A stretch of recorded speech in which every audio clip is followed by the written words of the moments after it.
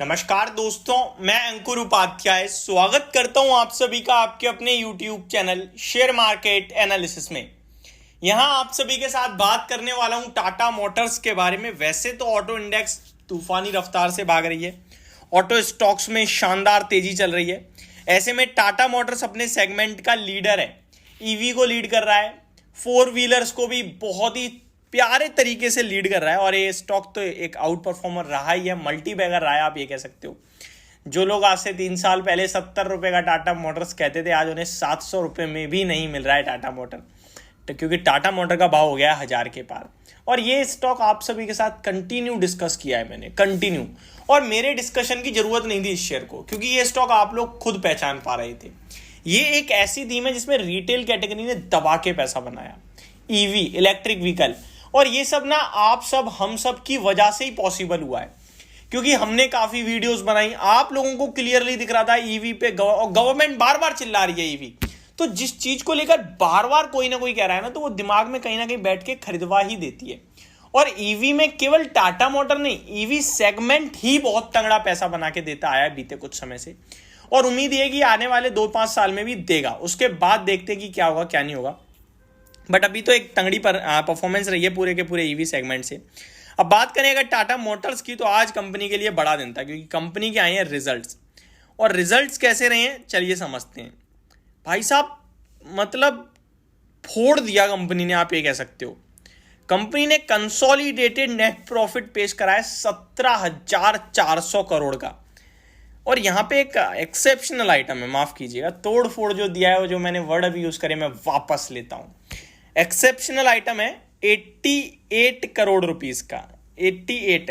तो 88 करोड़ को मैं हटाना चाहूँगा। पहले आपका 88 करोड़ रुपए को हम कम करते हैं, तब भी बहुत तंगड़े हैं। 88 को क्या आप 100 करोड़ रुपए भी कम कर दोगे तो भी कोई दिक्कत नहीं है, क्योंकि 880 मिलियन रुपीस का आप यहाँ पे एक एक्सेप्शनल आइटम दिख रहा है। तो आपका फिर भी अगर देखूं मैं तो 17,400 नहीं तो 17,300 करोड़ कर लो, तो दमदार नंबर दिख रहे हैं ये। फिर भी 5,400 करोड़ से मुनाफा बढ़कर आपका 17,300 करोड़ पे आ रहा है। ये क्या कर दिया टाटा मोटर्स ने, जिसमें रेवेन्यू वगैरह सब सेम है, फिर ये इतना बड़ा। मेरे को लगता है मैं कुछ गलत पढ़ रहा हूँ। मैं एक टाटा मोटर्स को एक बार दूसरी वेबसाइट पे भी जाना चाहूँगा, क्योंकि कभी कभार क्या होता है कि ये लोग क्या, वीडियो अपलोड हो जाती है हमारी, फिर बाद में वेबसाइट पे आता है करेक्शन, और करेक्शन करके दूसरी डिटेल सामने आ जाती हैं, और इतने में हमारी तो वीडियो पोस्ट हो चुकी है। लेकिन मैं देख पा रहा हूँ कि एग्जैक्टली हम ठीक आपके साथ डिस्कस कर रहे हैं। एक्सेप्शनल आइटम है जरूर, बट वो बहुत छोटा है, और कंपनी का एक्चुअली में 17,300 करोड़ का मुनाफा है। तो भाई साहब, फोड़ दिया कंपनी ने, फोड़ दिया आप ये कहोगे। दमदार मुनाफा कंपनी ने पेश करा है, 17,400 करोड़ का मुनाफा कंपनी ने पेश करा है, जो कि क्वार्टर ऑन क्वार्टर बेसिस पे 7,145 करोड़ से बढ़कर 17,400 करोड़ का आया है, और ईयर ऑन ईयर बेसिस पे 5,500 करोड़ से 17,500। बाप रे, 3 गुना मुनाफा हो गया साल दर साल।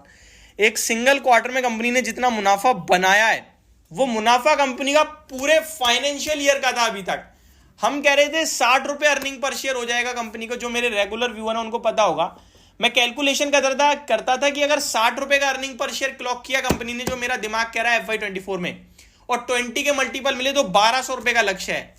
भाई सिंगल क्वार्टर में 17,000 करोड़ का मुनाफा मारा है, और अब एक फाइनेंशियल ईयर का मुनाफा हो रहा है 31,800 करोड़ का, और अर्निंग पर शेयर आ रहा है 94 रुपीज का।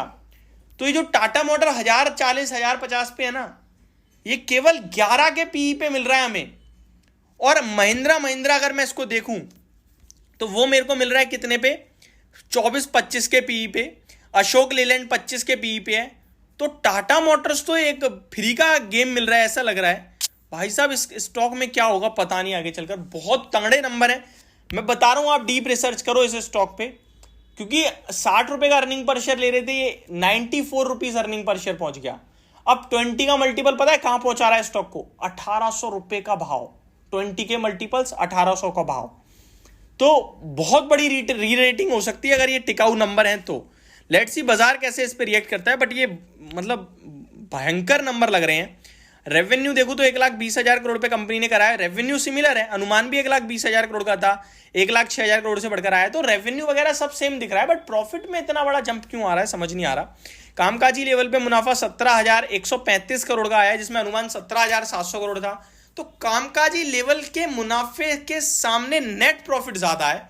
तो दोस्तों कुछ तो एडजस्टमेंट है जो हम पढ़ नहीं पा रहे हैं, जो मेरे को स्क्रीन पे नहीं दिख रहा है, क्योंकि ऑपरेशनल बेसिस पे 17,135 करोड़ का प्रॉफिट और टैक्स वगैरह सब देने के बाद 17,400 करोड़ का, ये कैसे पॉसिबल है। तो कुछ आ रहा है एडजस्टमेंट जो समझ में नहीं आ रहा है। लेट्स सी, चेक करूंगा, वीकेंड है, आपके साथ जरूर डिस्कस करूंगा। मार्जिन 14.28% के आए, जिसमें अनुमान 14.7% था। तो नंबर हर एक पैमाने पे कमजोर हैं, लेकिन फिर भी मुनाफा ज्यादा आ गया है।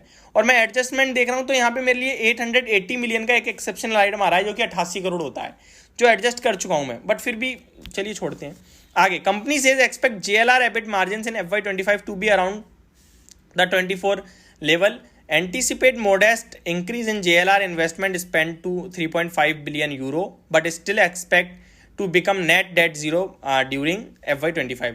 तो गाइडेंस जेएलआर को लेकर तो कुछ ज़्यादा दमदार नहीं है। Company says remain cautiously optimistic in domestic demand over the full year and expect H1 to be relatively weaker. Company की तरफ से गाइडेंस दोस्तों बड़े लंबे समय बाद थोड़ी वीक आ रही है, तो मज़ा नहीं आ रहा। Company says expect the demand for passenger cars to remain strong. Company says demand for CV is expected to improve from H2। तो फर्स्ट हाफ कमजोर रहेगा ऐसा लग रहा है, सेकंड हाफ अच्छा रहेगा, यानी कि Q1 एंड Q2 थोड़ा सा वीक रह सकता है, Q3 Q4 में डिमांड लौटेगी, ऐसा कंपनी कह रही है। आगे company says will continue to deliver strong EBITDA performance and focus on net cash flow continue for CV segment. Company says will intensify for efforts to grow market share profitable and consistently in every business segment।